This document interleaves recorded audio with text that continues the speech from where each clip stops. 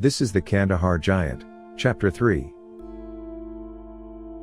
On a cobblestone footpath, Chase and Major Dalton saw a young lady and very tall man walking towards them, carrying a basket.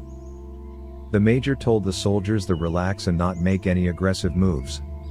"Remember, we come in peace, so try to look friendly." He then told everyone to turn on their cameras. As the two approached, they could see a pleasant smile on the woman's face, and the man became larger as they drew closer. The man wasn't as large as the giant they killed, but still larger than anyone he's ever seen. The man didn't seem as friendly. Once they were closer, all eyes were on the big man. Everyone was on edge. "Easy," said Major Dalton. Chase just looked at the woman. She was very pretty, also with red hair. Chase took a step towards her, and the large man grunted, as if he was telling him to stay back. The woman lightly backhanded the big man's leg, telling him to be nice. She greeted them in a broken English, Norwegian accent and handed them a basket of cheese and fruit. "Thank you," Chase nodded as he passed the basket back. "My name is Chase. This is Major Dalton."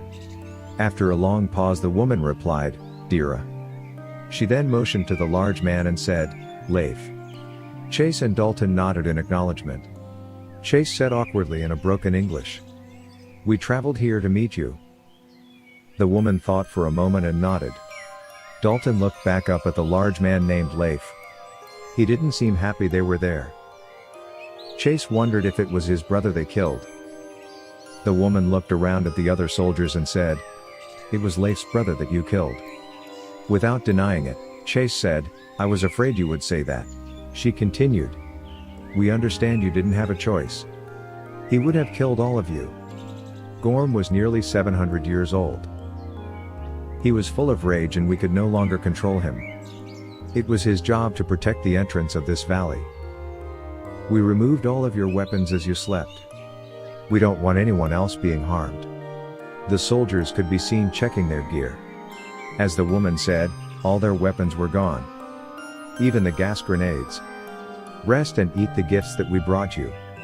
Once you've finished, I will take you to our village and we can talk more."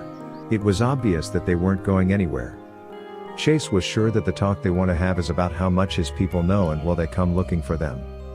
Unless they have a magic memory wipe, this is going to be their new home. After a short march to what looked like an old Viking village, Major Dalton and Chase were invited to sit at a very large table in a longhouse. The table was high and surrounded by benches. The rest of the men and women that accompanied them were taking to lodgings to sleep for the night with a large cup of mead. The women came in first to eat. They took their time, talked about what could have only been the day's events, and promptly left. All the while ignoring the two visitors. Once they finished, so came the large men. The men were large as giants, hovered over the table, shouted at each other and laughed. Dalton and Chase were also served dinner and mead. The drink was very strong, but nothing they couldn't handle, just as long as they drank it slowly. The large men would glance at them from time to time and quickly return to their mead. In their own worlds, Chase and Dalton were also large men. But sitting beside these red-headed giants, they felt like children. Major Dalton whispered to Chase, "With your red hair you could pass as their baby." Chase was too nervous to laugh. Soon another large man appeared with the woman from the trail. They sat down in front of them and spoke. It was as Chase expected, the talk would be about what to do with them. The giant man sitting beside the woman, his voice was deep and almost illegible. He said, "By coming here you put us at risk. We have a happy life within this land and away from the outside world. If we let you return the way you came, more of you will come." Chase tried to speak but was drowned out by the big man's voice. "The caverns that you entered have already been sealed off. There is no reason for anyone that comes following after you would believe that there was an exit." The large man sat up and left. The lady waited for the big man to leave and said, "Don't worry, we are not going to harm you. There are many entrances to this world. The desert one was closed. We will walk you out a cavern that will return you to your people, and you won't be able to return.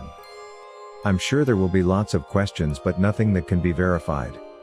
The others that came with you are already being moved through the cavern and out of this place. Soon you will join them, and that will be the end of this. The drink we gave you is something that will put you to sleep. I hope you understand this is as it should be." Slowly the two men's eyes became blurred and they drifted off.